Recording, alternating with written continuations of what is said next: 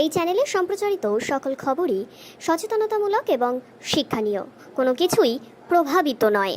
দলীয় কাজে চেন্নাই যাওয়ার পথেই বিমানবন্দরে হিরণময় চট্টোপাধ্যায়ের সঙ্গে দেখা হয় এবং সেখানেই সাংবাদিকদের মুখোমুখি হয়ে তিনি কিন্তু এ রাজ্যের একাধিক বিষয় নিয়ে কথা বলেন। মূলত ঘাটাল, আমরা সবাই জানি লোকসভা নির্বাচন 2024-এ ঘাটালে যে লোকসভা 2024-এর হাড্ডাহাড্ডি লড়াই হয়েছিল, সেখানে তিনি এ রাজ্যের বিরোধী দল অর্থাৎ বিজেপির সদস্য ছিলেন। তিনি মূলত তারই সহ অভিনেতা দেবের বিপরীতে লড়াই করেছিলেন, যদিও বা তিনি সেখান থেকে কোনো জয় পাননি। ঘাটালের বর্তমান যিনি সাংসদ তিনি কিন্তু দেবী রয়ে গিয়েছেন। তবে সেই ঘাটালে আজ বন্যা পরিস্থিতি, কোমর সমান জল, মানুষের নিত্যদিনের জীবনযাপন এই মুহূর্তে থমথমে। সেখানে মুখ্যমন্ত্রী মমতা ব্যানার্জি এবং দেব সকলেই কিন্তু উপস্থিত হয়েছেন, সাথে সাথে একাধিক ব্যক্তিত্ব। তবে সেই বিষয় অর্থাৎ ঘাটালে যে বন্যা এবং ঘাটাল মাস্টার প্ল্যান যা নিয়ে কথা কিন্তু তুঙ্গে থাকে, সেই বিষয় নিয়ে হিরণ ঠিক কি বললেন শোনাবো আপনাদের। সাথে সাথে গতকাল আরজিকর প্রসঙ্গে আরজিকরের যে মিছিল, সেই মিছিলে কাশ্মীরের আজাদি যে স্লোগান এই মুহূর্তে দাঁড়িয়ে তোলপাড় করে দিচ্ছে, সেই স্লোগান নিয়েও কিন্তু তিনি কথা বললেন। ঠিক কি বললেন শুনুন। কালকে মুখ্যমন্ত্রী বলছে শুধুমাত্র বাংলা বন্যার টাকা থেকে বঞ্চিত, কেউ যোগাযোগও করে না আর টাকাও পাঠায় না। বন্যার তো সব ত্রাণগুলো ওনারা চুরি করে নেন, ফলে সাধারণ মানুষ তো বঞ্চিত হবেই।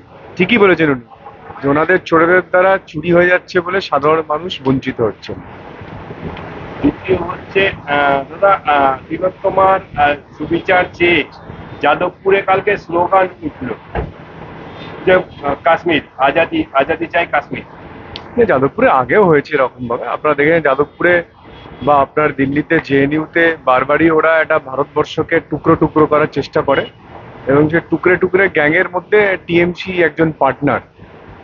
ওদের যে ইন্ডি জোট, সেই ইন্ডি জোটের কাজই হলো ভারতবর্ষকে টুকরো টুকরো করে ভেঙে দেওয়া। তো ফলে ওরা সেই লক্ষ্যে এগোচ্ছে আর আমরা ভারতবর্ষকে জোড়ার চেষ্টা করছি। ঘাটালের যে বন্যা পরিস্থিতি, সেখানে নিয়ে নানান ধরনের রাজনীতি, কখনো সেচ দপ্তরের যিনি আধিকারিক আছে তার নাম প্লেট খুলে দেওয়া হচ্ছে। ঘাটালের বন্যা পরিস্থিতি কি বলবেন? প্রতি বছরই ঘাটালের মানুষের অত্যন্ত দুঃখের, মানে আপনি সত্যি না গেলে আপনারা বুঝতে পারবেন না, আপনারা নিশ্চয়ই গেছেন।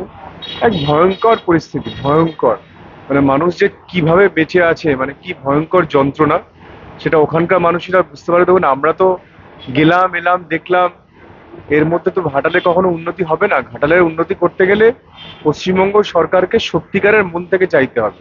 কেন্দ্রীয় সরকার অনেকবার ধরে বলেছে, প্রজেক্টকে অ্যাপ্রুভাল করে দিয়েছিল 2022-তে, ফিনান্সিয়াল ক্লিয়ারেন্স দিয়ে দিয়েছিল, কিন্তু এরা কোনো কাজ করেনি শুধুমাত্র রাজনীতি করার জন্য।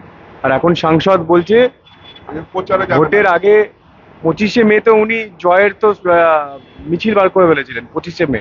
তাহলে জুন জুলাই আগস্ট সেপ্টেম্বর 4 মাস হয়ে গেল। 4 মাসে এসে বলছেন যে এই নাও তোমাদের কাছে আমি কিছু চাল ডাল দিয়ে গেলাম, আর তোমরা আগামী 5 বছর ঘুমাও, আমি আবার 5 বছর পরে আসবো। সুকান্ত দিল্লি করতে বলছি সেরকম